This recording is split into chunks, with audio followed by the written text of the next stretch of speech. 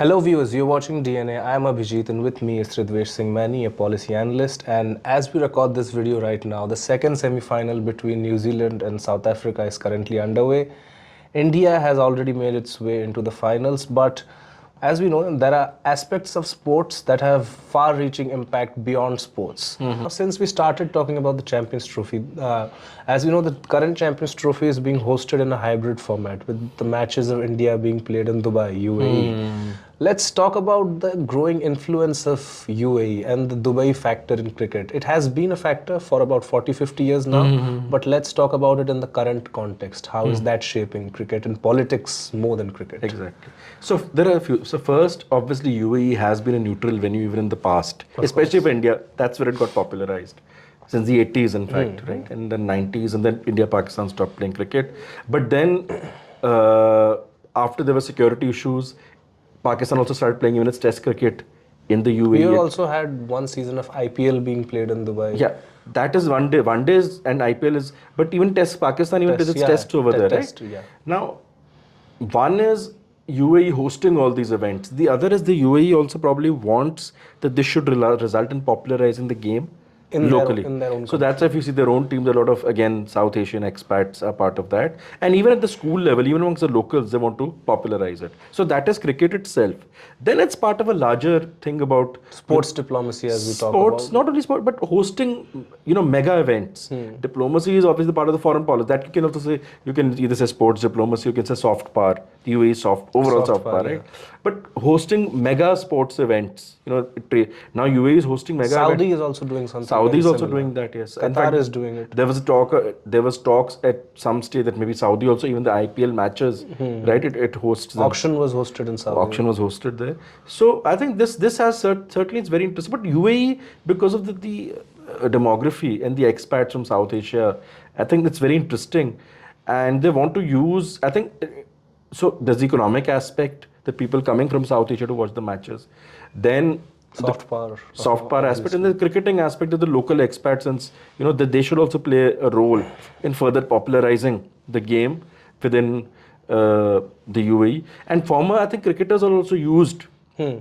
Saudi Arabia has also been using UAE, the ex cricketers from the region. They go there and they provide coaching and all that. Now in cricket, we have this age-old concept of one team being a home team, the other team being a away team. In future, do we see more of this happening, that you're going to have a neutral venue and both teams are going to be playing in that neutral venue? I think are we going to see more of that? That brings us to the geopolitical part. Geopolitical aspect. Like so far, cricket was, for very long, it was except for South Asia, it was reasonably dehyphenated.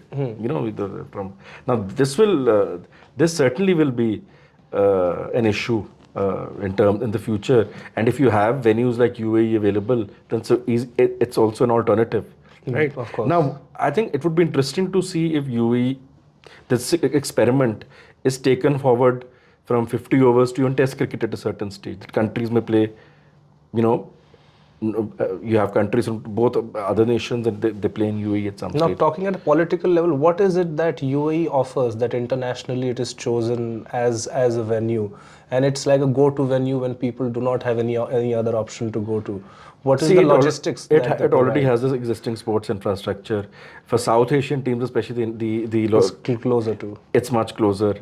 These are the two biggest issues which it offers. The third is obviously there is a history. It has been hosting matches all through.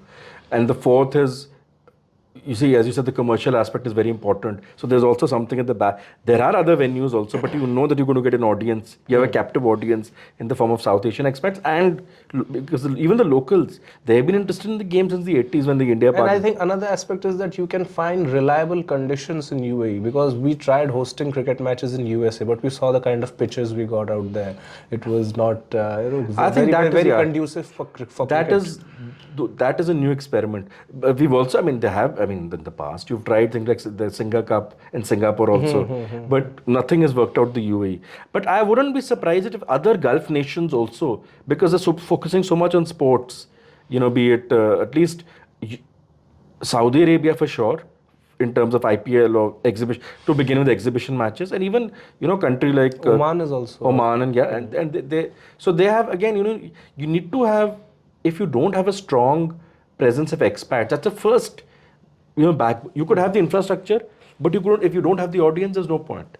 So that's a very strong starting point. And then, of course, the locals and others, they also get involved in it. But coming back, I mean, just to conclude, I think the overall, the UAE's, this is very much, it fits into UAE's overall increasing emphasis on soft power. I mean, obviously, cricket, and on top of that, there are other advantages. You're giving a boost to tourism because whoever is coming, you'll have people just to come for the matches. Then, obviously, if you buy those tickets also over there, you're strengthening the cricket infrastructure also over there. So there are multiple benefits. But the key, I think, is the soft power angle. It's the angle of the soft Yes. power. Yeah. Right. So, viewers, here we are discussing about the ongoing Champions Trophy and the greater impacts of it beyond sports. For more such content, keep watching DNA.